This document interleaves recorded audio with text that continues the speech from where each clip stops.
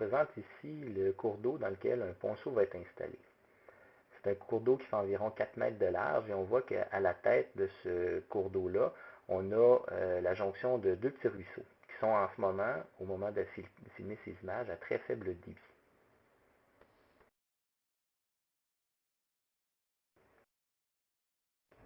Le tuyau qui est installé sur cette traverse de cours d'eau sera un tuyau galvanisé de 2400 mm de diamètre, donc 2,40 m. C'est un ponceau de quand même très bonne dimension qui fait 12 mètres de long. C'est évidemment pas si simple que ça à manipuler. La mise en place du tuyau n'est pas une simple étape.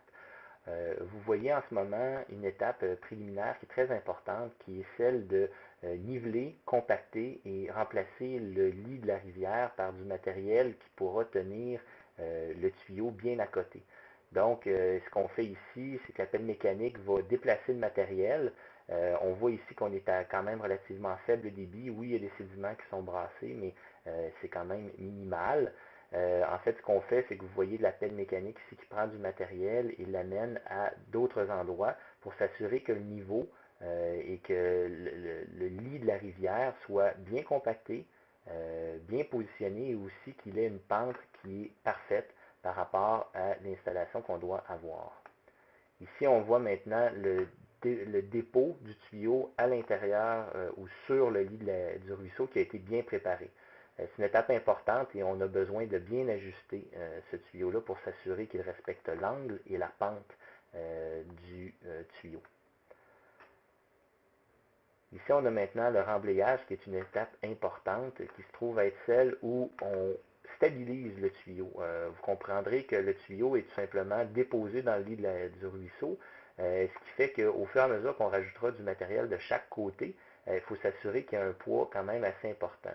Si on voit une étape qui est justement pourquoi on doit installer du matériel sur le tuyau pour le retenir en place, c'est qu'au moment du compactage du matériel, on doit s'assurer que le tuyau ne se soulèvera pas à cause de la pression qu'on exerce sur le tuyau. Donc, à chaque fois que du matériel est ajouté, une certaine épaisseur, un pied à deux pieds de matériel, la pelle mécanique va bien compacter le matériel pour s'assurer de faire en sorte qu'il n'y ait pas de poche d'air, qu'il n'y ait pas d'espace vide. Pour l'instant, le tuyau est tellement gros que c'est difficile pour la pelle d'aller installer du matériel de l'autre côté. On voit ici de l'autre côté, justement, de où travaille la pelle, du matériel granulaire qui est amené pour faire l'assise du chemin. Donc, vous verrez que la pelle mécanique va tout simplement compacter le matériel jusqu'à temps qu'elle soit capable de circuler à proximité du tuyau. On voit aussi que l'eau passe maintenant à l'intérieur du tuyau, donc le lit de la rivière a été bloqué par une bonne compaction, ce qui fait en sorte que l'eau passe à l'intérieur avec une vitesse raisonnable parce que la pente a été bien respectée. On voit ici d'autres étapes qui continuent de compaction du matériel. À chaque fois que du nouveau matériel est amené, on le compacte bien pour faire en sorte qu'il n'y aura pas d'affaissement et de déplacement de matériel avec le temps. Donc vous voyez qu'à chaque fois, le tuyau se déforme un tout petit peu, bouge, mais ce sont des infrastructures qui sont très solides quand même.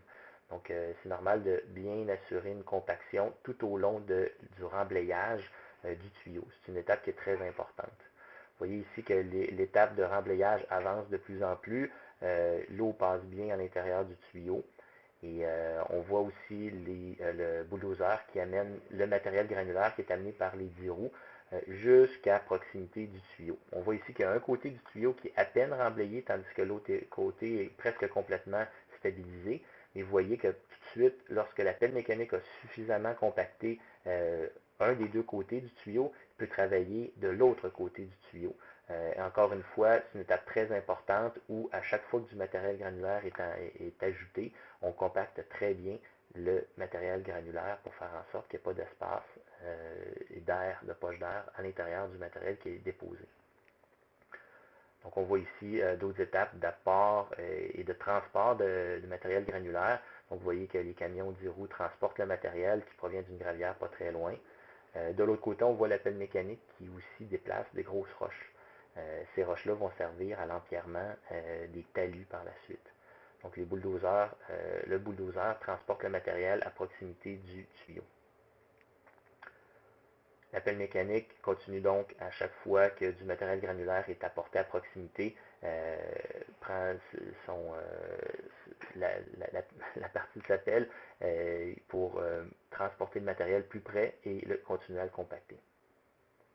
Donc on va maintenant passer à la journée suivante. On n'a pas filmé toutes les étapes, mais on voit que dès le lendemain, le remblayage est complété du matériel granulaire à l'entièreté d'un côté et de l'autre du tuyau. On voit aussi que l'eau passe bien dans le tuyau.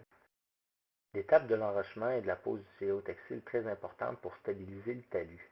On voit ici une énorme pierre qui est apportée pour dévier l'eau ou s'assurer en fait que l'eau qui vient de deux ruisseaux, comme on avait vu à la tête du ponceau, ne lessive pas les sédiments.